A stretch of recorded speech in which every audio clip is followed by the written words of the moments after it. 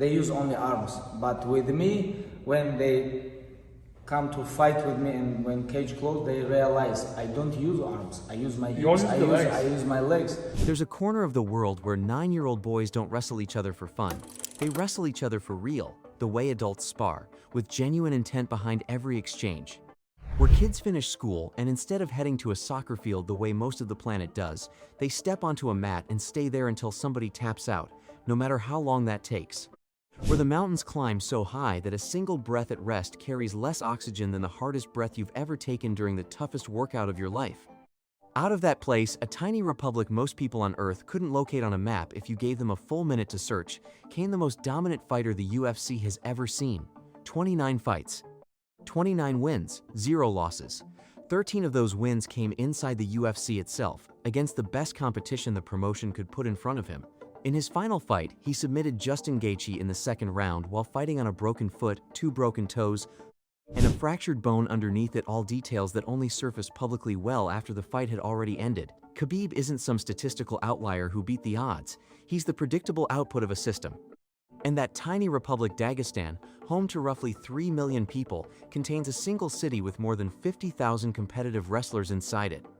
This one region has produced more Olympic wrestling gold medalists than entire countries manage across their whole population. At the 2024 Paris Olympics, Russia itself was barred from competing. It didn't matter. 3 of the 6 freestyle wrestling gold medals still went to fighters born in Dagestan, just competing under other nations' flags because their own country couldn't send them. And the man who eventually took Khabib's throne, Islam Makhachev, is currently riding a 16-fight win streak, built off the exact same village, the exact same methods, the exact same mountains. So what's actually happening in those mountains? What is this place doing that manufactures fighters the rest of the world simply can't break? And more usefully, what can you actually pull from their training and start applying this week, with barely any equipment, regardless of your age or background? Land of mountains. The word Dagestan translates literally to land of mountains, and that's not a poetic exaggeration, it's a plain geographic fact. Half the republic sits buried in mountainous terrain, with peaks climbing past 14,000 feet, and villages carved directly into cliffsides where the only road in or out is a dirt track that vanishes entirely once winter arrives, cutting entire communities off from everything below them for months at a stretch. Khabib grew up in a village called Sildi, sitting above 6,000 feet of elevation. To put that number into perspective, that's higher than every single ski resort in Europe, a number most people only associate with a vacation destination, not a place where a child grows up doing chores before school. And this wasn't a training camp location he flew into for 6 weeks before a fight, this was simply home. This is where he woke up every morning, where he ate breakfast, where he walked outside into air that already carried less oxygen than what a sea-level athlete breathes during the single hardest workout of their entire life, long before any actual training had even begun for the day. Here's the detail most outsiders miss entirely about Dagestan. The training doesn't begin in a gym, it begins in daily life itself, long before anyone straps on gloves. This remains one of the least urbanized regions in all of Russia. Close to 60% of the population lives scattered across rural mountain villages. Kids grow up hauling water uphill, herding sheep across steep, uneven slopes, and hiking whatever trail connects them to a neighbor's house. From the moment a child can walk, their body is already carrying loads, climbing constantly, and balancing on terrain that never sits flat. By the time anyone actually reaches a gym, the landscape itself has already done the hard, invisible work of forging the body underneath the technique. Wrestling is language. Then there's wrestling itself, and in Dagestan, wrestling isn't treated as a sport in the way most of the world understands the word. It functions closer to a shared language. There's a traditional folk wrestling style, sometimes rendered as tutush, that stretches back centuries into the region's history. Villages would send their strongest wrestlers to compete against neighboring villages during harvest festivals and religious holidays.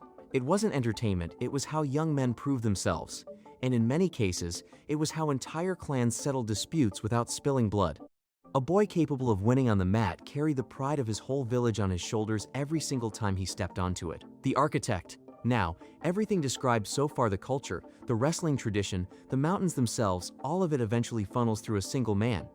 Abdulmanap Nurmagomedov, Khabib's father, and arguably the single most consequential combat sports coach who has ever lived, though his name remains far less known outside the sport than the results of his system suggest it should be. His training philosophy stood apart from almost everything happening in Western MMA at the time, Built on instinct, backed by genuine calculation rather than borrowed convention, he believed, with real precision behind the number, that mixed martial arts broke down to roughly 20% striking and 80% grappling. His reasoning was blunt and mathematical. Striking carries real injury risk every time you train it hard, which limits how often and how intensely you can safely repeat it without breaking down the athlete you're trying to build. Grappling, by contrast, allows for far more frequent, far more intense training without the same breakdown risk, session after session, week after week.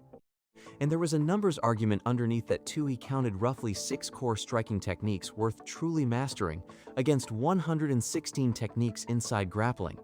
To him, the math wasn't debatable in the slightest. It was simply the correct allocation of a fighter's limited training time across an entire career. His mountain conditioning protocol, later published in a book that only came out after his death, read, with almost military precision. He wrote that the mountain work should always be structured to the summit, meaning a genuine ascent every time, not a flat loop. The first 3 days of any block were spent walking the route. Every day after that shifted into running it.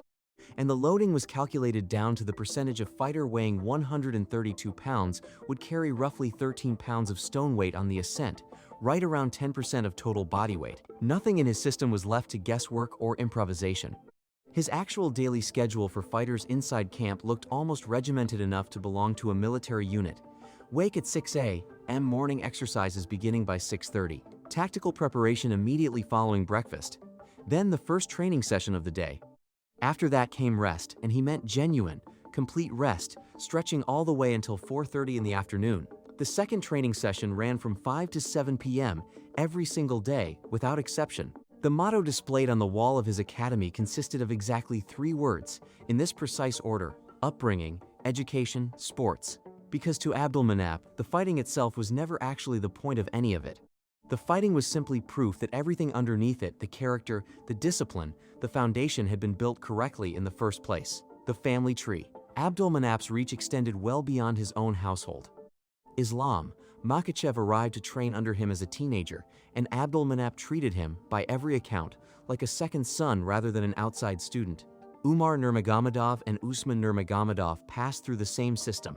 An entire generation of fighters moved through that gym, and every single one of them left carrying the same underlying DNA, shaped by the same principles. The loss that changed nothing. There's a turning point in this story, and if you followed MMA at all, you already know where this is heading before it's even said out loud. On the 3rd of July 2020, Abdulmanap Nurmagomedov died from complications related to COVID-19. He was 57 years old, a loss that rippled through an entire fighting community that had built itself around him for decades, but the system he built didn't die alongside him. In 2025, Khabib personally invested roughly $5 million to construct a genuinely state-of-the-art training facility in Sildi, his father's own village, sitting at 6,000 feet of elevation, home to maybe 500 people total. Because the next generation of Dagestani fighters still needs exactly what the last one had: the same mountains, the same mats, and the same underlying system Abdulmanap first sketched out from the ground floor of his own house 3 decades earlier, with nothing more than conviction and a notebook. The father's plan didn't end with him. It's still producing dominant fighters at every level of the sport today, and it will likely keep doing so long after everyone currently watching has moved on to something else. The Eagle's Nest Circuit. Now let's get into the actual workout, the one built directly from what these fighters do in those mountains, stripped down to something you can realistically run yourself. I'm calling this the Eagle's Nest Circuit, named after Khabib's own nickname, the Eagle. It's built around 7 exercises, each one pulled straight from Dagestani mountain training. You'll need a pull-up bar, a towel, and a sandbag. Total cost somewhere around $30 to $50 if you're building it from scratch. Here's how the structure works. Perform 1 set of each exercise, moving straight into the next one with 0 rest in between. Once you've completed all 7, that's 1 full round. Rest, then repeat the whole sequence again. Your rounds function as your sets for the entire session. Let's walk through each exercise individually. First, hill sprints. This is the foundation underneath everything else in the circuit. Khabib started running hill sprints at 5 years old and simply never stopped.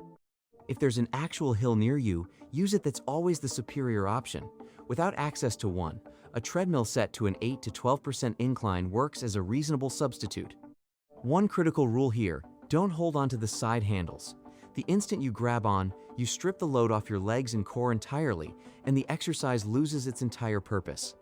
For beginners, start with 20 seconds at a moderate pace, then walk back down or step off to recover, repeating for 4 to 6 total reps. For advanced athletes, push to 30 to 45 seconds at genuinely high intensity. Second, the sandbag ground to shoulder. This exercise stands in for stone lifting. In Dagestan, fighters pick up actual boulders pulled straight from the mountainside here. A sandbag does the job instead. You can build one yourself for under $20 using a duffel bag filled with playground sand. Set the sandbag on the ground, squat down, wrap both arms fully around it, and drive it explosively up onto one shoulder. Drop it back down, then repeat on the opposite side. This trains the entire posterior chain, glutes, hamstrings, lower back, traps, while the bear hug grip required to lift it transfers directly into clinch work and genuine real-world strength. Beginners should start at 25 to 30% of body weight, 4 reps per side.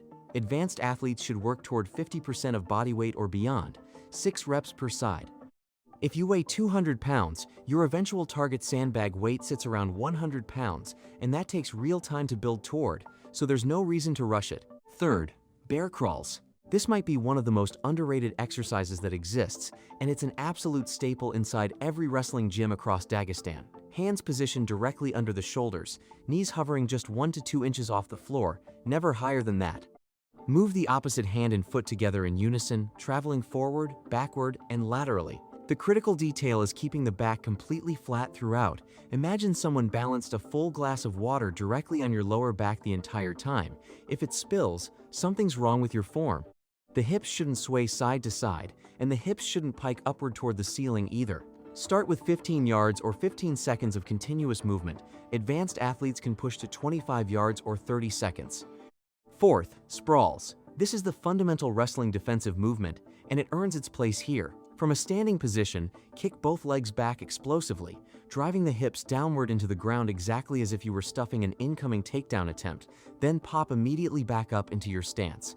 It resembles a burpee on the surface, but the intent is completely different. A burpee moves straight down and straight back up.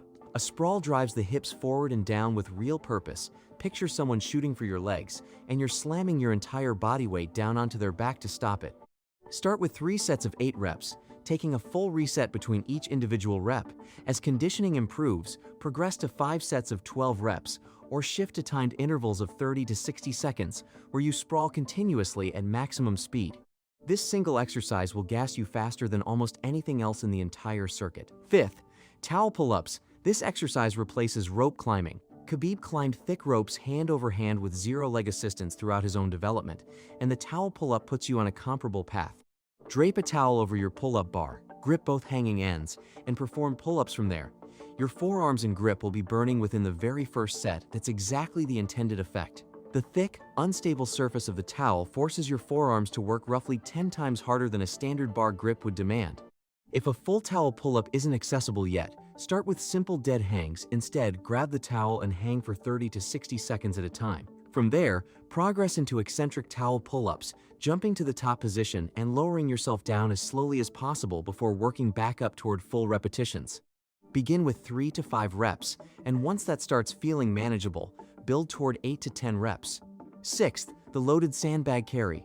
Grab your sandbag again, lock it tightly against your chest with both arms wrapped fully around it, and simply walk. That's the entire exercise. This mirrors the stone carries Dagestani fighters perform directly in the mountains. The key detail is keeping the sandbag held high against the chest rather than letting it sag down toward the belly. Squeeze it as though you're actively trying to crush it, and keep your posture genuinely tall throughout. The moment your upper body rounds forward, your lower back takes over the load, and the exercise shifts from useful to genuinely dangerous. Start by walking 20 yards with a moderate weight. As strength improves, extend that to 40 to 60 yards with a heavier bag, and if you want the full Dagestani version of this movement, carry it directly uphill. Seventh and final, dead hangs. This closes the circuit as both your grip finisher and your longevity exercise. Research has actually shown that grip strength predicts overall mortality risk more reliably than blood pressure does. Grab a pull-up bar with both hands, lift your feet fully off the ground, and simply hang. Relax the shoulders, letting them drift up slightly toward the ears, and breathe steadily throughout. Your only job in this exercise is refusing to let go. Build gradually toward a full 60-second hang. Once that becomes comfortable, Progress towards single-arm hangs, weighted hangs, or towel hangs for added grip demand. Aim for somewhere between 5 and 10 total minutes of hang time across the full session, broken up across however many rounds you need to reach it. Putting it together. Once you've worked through all 7 exercises in sequence, that completes 1 full round. Rest for 90 seconds to 2 minutes, then begin the entire sequence again. Beginners should aim for 2 to 3 total rounds per session. Advanced athletes can push toward 4 to 5 rounds. That's the complete workout, 7 exercises, built from the same mountains, the same methods, and the same philosophy that's been quietly producing the most dominant fighters in the sport for the better part of 3 decades, all without a single piece of equipment you couldn't fit in the trunk of a car.